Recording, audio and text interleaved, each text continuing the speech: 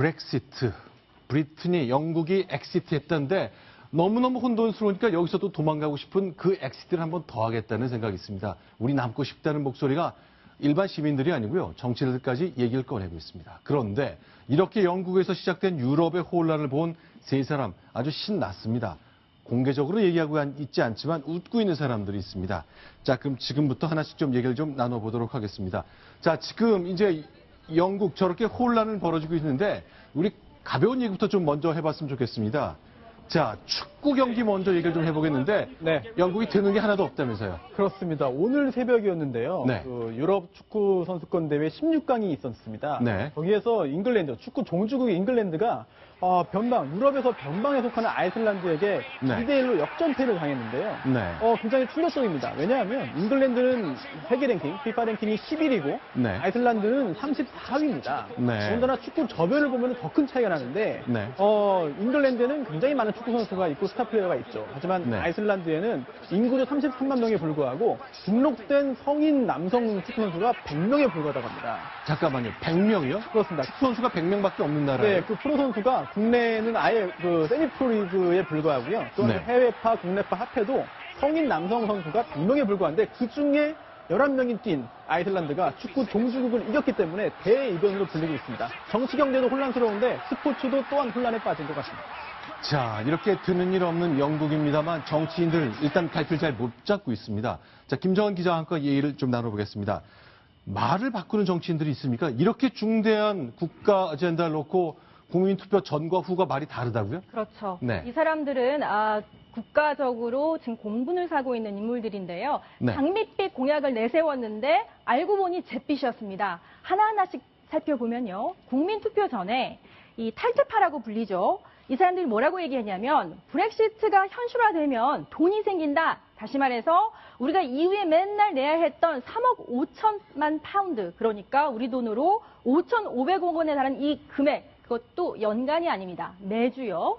이것을 투입할 수가 있다. 그만큼 우리가 전략을 할 수 있다라는 얘기를 했고요. 네. 그러다 보니까 장노년층이 귀가 솔깃했죠. 그래서 여기에 대해서 투표를 했는데 알고 보니까 사실이 아니었습니다. 이것이 상당 금액은 EU에서 환불을 받았던 거고요. 아, 그러면 매주 5,500억 원을 유럽에 퍼줬으니 우리가 떨어져 나면 이 돈 쓸 수 있다 그랬는데 사실 그거 달랐던 겁니까? 풀기사게 그 돈을 우리가 매주 괜찮은 병원 하나를 세울 수 있다 이렇게 얘기를 했습니다. 그런데 알고 보니까 그것이 사실이 아니었고 이 사람들이 발뺌을 합니다. 뭐라고 얘기하냐면요. 방송에 나와서 네. 그거 실수였다. 내가 잘못 알아들었던 것이다. 라면서 정말 어안이 벙벙하게 하는 말들을 하고 있는 것이죠. 자, 그러면요. 네. 이렇게 돈 문제뿐만 아니라 이민 문제도 마찬가지입니다. 그렇습니다. 사실 이번에 이민 정책에 대한 어떤 그 우려 때문에도 탈퇴파들에게 많은 표가 갔었던 건데요. 국민투표 전에 EU 탈퇴파들이 이렇게 얘기합니다.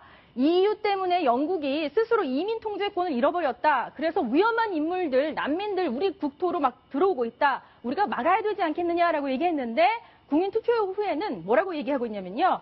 다소 오해가 있었다. 엄격한 이민 정책, 사실 그거 이민자를 제로로 만들 수 있는 것 불가능하다. 이렇게 얘기하고 있습니다. 근데 전 궁금한 게 있어요. 일단 영국 국민들이 이걸 다 모르고 투표했다는 것도 이상하고요. 정치인들이 끝나자마자 달리 얘기하는 건 더더군다나 이해할 수 없는데 BBC, 더 타임스, 이런 가디안 같은 아주 유수의 매체들이 이런 국민투표 전에 이런 그 정치인들의 주장에 대해서 하나하나 검증을 했을 것 같은데 그런 게 없었나 보죠? 검증을 했을 수도 있고요. 네. 거기에 대한 미약한 어떤 그 스포트라이트를 받았다고도 할 수 있는데 역으로 이렇게 생각해 볼 수도 있을 것 같습니다. EU 탈퇴파가 아닌 EU 잔류파들은요. 굉장히 피상적인 어떤 어젠다를 냈어요. 예를 들면 우리가 EU에 잔류해야 어떤 국경 없는 아주 다양성 있는 영토에서 누릴 수 있는 혜택을 누릴 수 있다. 구체적인 얘기가 없었어요. 그런데 EU 탈퇴파 같은 경우에는 5,500억 원이 매주 나가고 있다. 이거 가지고 우리 병원 세울 수 있다. 이렇게 구체적으로 공약을 하다 보니까 이 중장년층들의 어떤 그 표심을 자극했던 겁니다. 그래서 EU 잔류파들 지금 반성 뼈저리게 해야 된다고 저는 생각하고 있습니다. 자, 그럼 난민 문제며 그 재정의 문제, 그러니까 우리 돈은 왜 유럽에 선출되지 않은 사람들의 결정에 따라 쓰냐 이런 얘기를 했었거든요. 그러나 저렇게 줄지어서 밀려드는 난민들, 영국엔 더 이상 안 들어올 수 있게 한다. 이거 아니란 얘기잖아요. 그렇죠. 최근에 또 IS 그 엄청난 테러 때문에 얼마나 사람들이 위축되어 있고 공포에 자극이 되어 있었습니까? 그런 점을 무섭게 파고든 거고요. EU 잔류파들은 또 이렇게도 볼 수 있을 것 같아요. 국제 정치에서 현실주의, 그러니까 우리는 EU라는 어떤 통합체에서 자유무역은 하겠다. 하지만 정치적인 통합은 우리는 싫다. 이건 주권 문제다라는 이런 현실주의자들의 어떤 목소리가 거세진 거고요. 그래서 EU 탈퇴파들의 어떤 인터뷰를 직후, 그러니까 브렉시트가 결정된 뒤에 인터뷰를 보면은 오늘은 영국 독립기념일이다. 이런 얘기까지 하고 있습니다. 자, 그러면요. 실제로 여기 버스 보세요. 보이십니까? 여기 좀 크게 봤으면 좋겠거든요. 자, 우리는 매일 5,500억 원을 죄송합니다. 매일이니까 좀 액수가 작겠네요. 5천만 파운드를 EU에 보내고 있다. 그러니 제발 우리 좀 떨어져 나와서 우리 돈 우리가 쓰자고 선동을 하던 그 버스입니다. 그렇죠. 여기 NHS는 이제 그 병원을 세울 수 있는 그 네. 보장 기금인데요. 근데 땡큐라는 말로 그냥 홈페이지가 좀 싹 바뀌어 버렸네요. 그렇죠. 여기가 이제 탈퇴파들이 그동안 자신들의 공약, 아까 말씀드렸던 그 자세한 공약들과 인터뷰 내용 모든 것들을 쭉 정리해서 말 그대로 표심을 자극했던 그곳인데 갑자기 이렇게 엄청난 후폭풍이 밀려오니까 네. 그리고 본인들이 거짓말했다는 것이 드러나니까 땡큐라는 한마디로 그동안에 자기네들이 했던 거짓말을 지워버리는 듯한 그러니까 증거인멸이라고도 볼 수 있겠죠? 자, 이 화면에 보이는 이 인물 보리스 존슨이라는 런던 시장 출신 인물입니다. 그 사람이요 평소에 이민자에 대해서 굉장히 적대적인 말을 많이 했습니다. 아니 영어도 못하는 자들이 한번 들어보겠습니다. I want a Britain united by a command of the English language.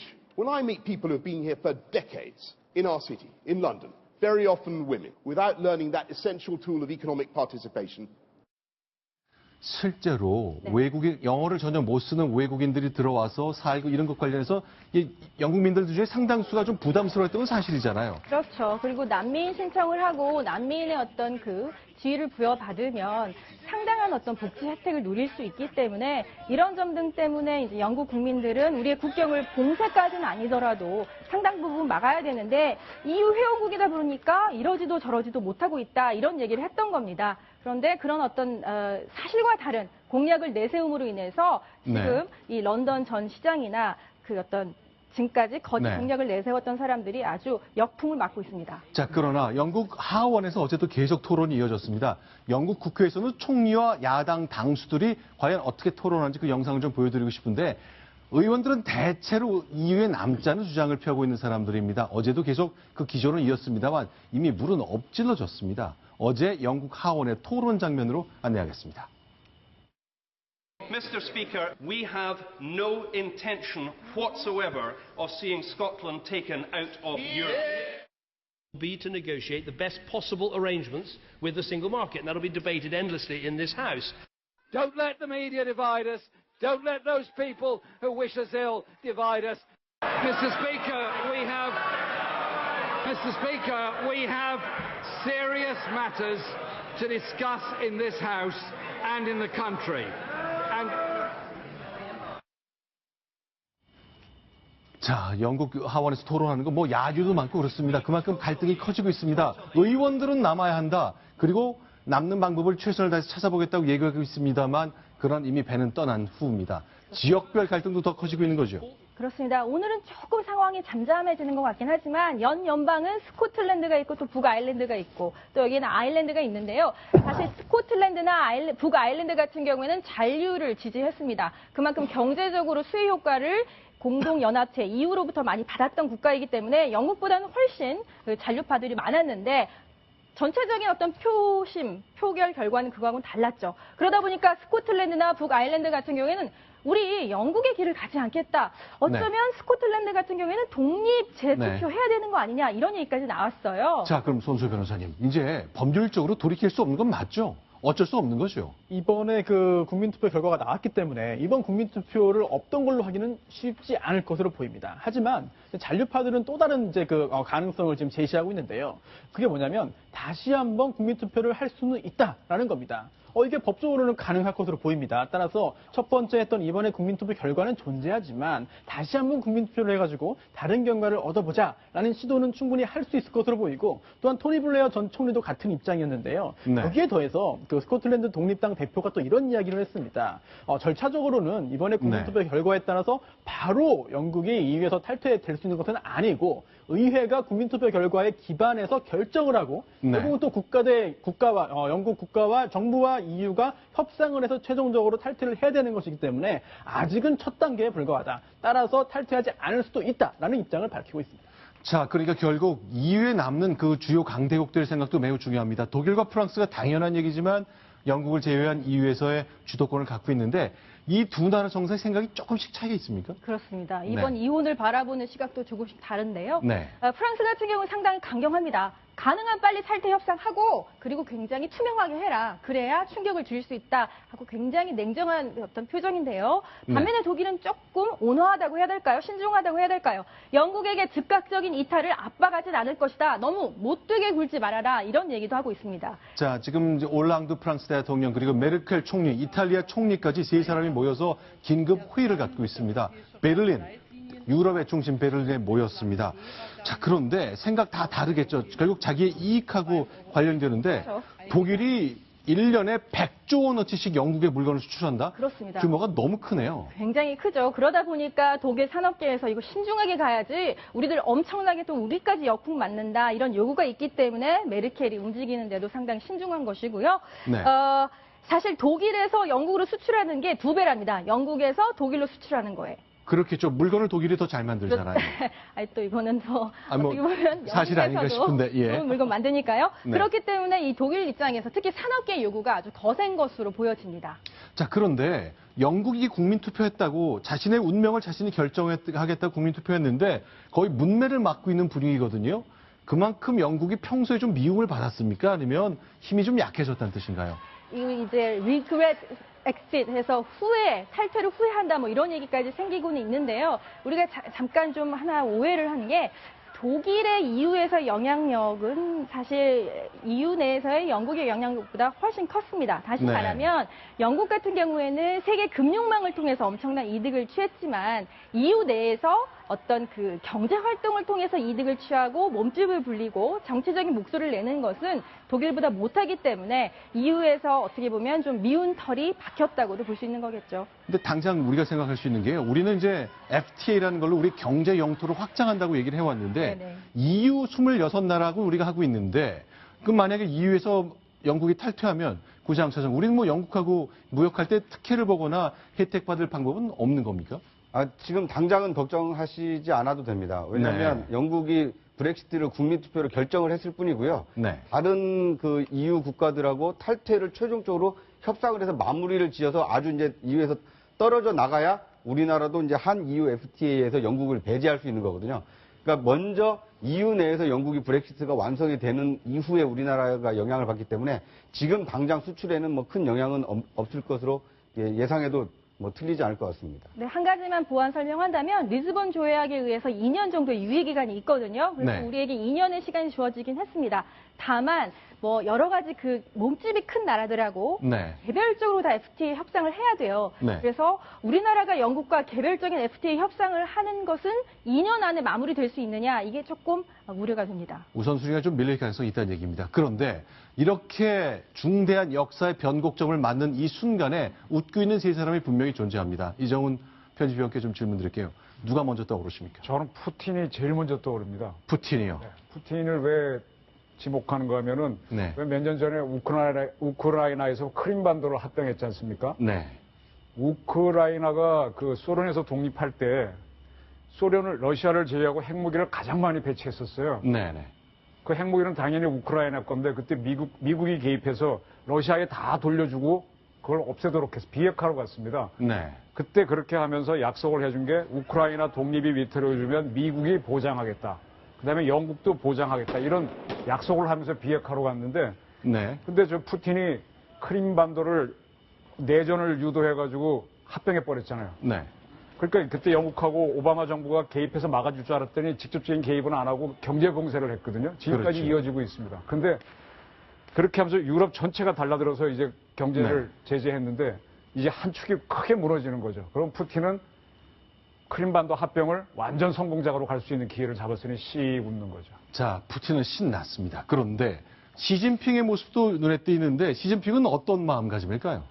시진핑 같은 경우에는 내심 네. 미소를 짓고 있을 것 같습니다. 왜냐하면은요, 네. 아시아 회귀 정책이라고 해서 미국이 세계에 어떤 아시아에서의 중점을 둔 외교 정책을 통해서 어떤 그 세력을 키우는 이 지역에서요, 그걸 공약을 했었는데, 시진핑, 어떻게 보면 미국이 다시 유럽의 중점적인 정책을 펴야 되기 때문에 아시아뿐만 아니라 경제 대국으로서 세계적인 몸집 불리기에 훨씬 유리한 상황이 연출되고 있다. 그리고 남중국해 같은 경우에도 중국이 좀 더 영향력, 입김이 세진다라는 그런 분석이 나오고 있어서 시진핑도 웃고 있을 것 같습니다. 그렇죠. 미국이 정치는 없었지 않습니까? 힘을 이제 아시아에 집중할 수 없으니까요. 자, 그렇다면 메르켈 총리는 역시 돈 때문인가요? 아니면 이제 영국이 빠진 유럽의 중심은 뭐 거의 압도적으로 독일이 차지하는 겁니까? 그런데 이제 독일 같은 경우에 좀 신중한 것 같아요. 왜냐하면 내년 가을 총선이 있는데 거기서 이 극우 정당이 득세할 경우에는 메르켈의 어떤 그 지지 기반도 상당히 힘이 빠지거든요. 네. 그래서 과연 EU를 제대로 이끌어갈 수 있느냐. 현재로서는 유일한 구원 투수이긴 한데 메르켈도 상당히 신경을 좀 복잡할 것 같습니다. 자, 반기문 유엔 사무총장이 내년 말, 올 연말이죠. 제가 잠시 착각했습니다. 12월 31일 날 임기 5년차 2번 10년의 임기를 마치는데 혹시 메르켈 총리가 후임이 아닐까 하는 전망도 나오던데 어쨌건 메르켈 총리는 복잡한 한 해를 준비해야 될 것 같네요. 여러 가지 유럽 이야기를 좀 정리해 보았습니다. 자, 국제부의 김정환 기자 그리고 동아일보 출판국의 이정훈 편집위원 두 분은 여기서 좀 인사를 드리겠습니다. 고맙습니다. 감사합니다. 자, 이번엔 네 번째 소식입니다. 순위 확인합니다.